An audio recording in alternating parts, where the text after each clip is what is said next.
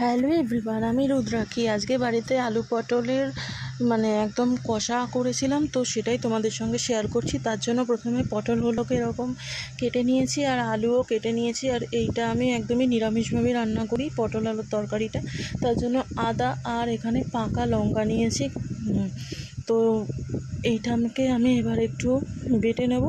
তারপরে এরকম যখন হয়েছে তখন এটার মধ্যে আমি একটু হলুদ, ধনে গুঁড়ো, জিরের গুঁড়ো আর লঙ্কার গুঁড়ো দিয়েছি। দিয়ে এবার এটাকে আরেকবার ভালো করে ঘুরিয়ে নেব, তাহলে মশলাটা ভালো মতন করে এটার সাথে পেস্ট হয়ে যাবে। তো ঠিক পেস্ট হয়ে এইরকম একটা থকথকে টাইপের হয়েছে।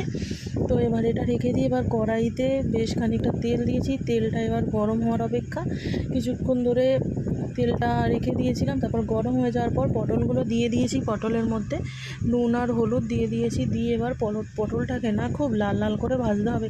পটল ভালো করে না ভাজলে এই পটল আলুর তরকারি ভালো হয় না। তো দেখো, আমি পটলটা কিন্তু খুব সুন্দরভাবে লাল লাল করে একদম ভেজেছি। এবার তুলে নিয়ে ওই তেলের মধ্যেই গোটা জিরে, তেজপাতা আর গোটা গরম মশলা আমি ফোড়ন করে নিয়েছি। তারপর এটা একটু ভাজা মতন হয়েছে, খুন্তি দিয়ে একটু নাড়াচাড়া করে নিয়ে তারপর এটার মধ্যে আমি আলুগুলো দিয়ে দিয়েছি। এবার আলুটাকে ভালো মতন করে ভাজা করে নেব। আলুটাকেও কিন্তু একদম লাল লাল করেই ভাজতে হবে, নাহলে ভালো লাগবে না। তো দেখো, আলুগুলো কিন্তু একদম লাল লাল করে আমি ভেজে নিয়েছি। এবার এই আলুটার মধ্যে যে মশলাটা করে রেখেছিলাম সেই মশলাটা দিয়ে দিলাম, আদা বাটা আর কাঁচা লঙ্কা বাটাটা।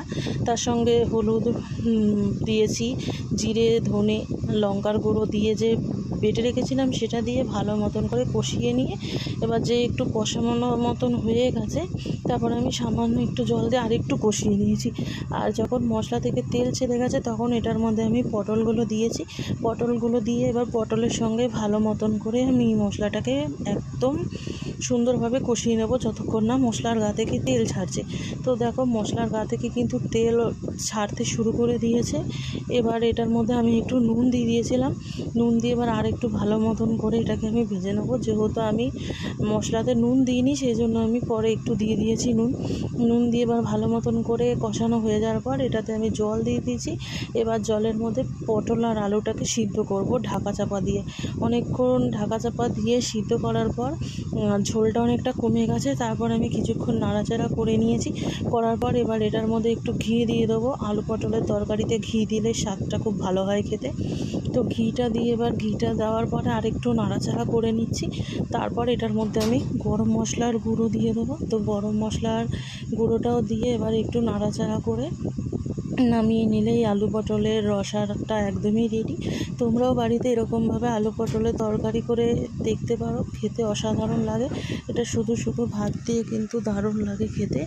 তো ভালো লাগলে রান্নাটা শেয়ার করে দিও। ধন্যবাদ।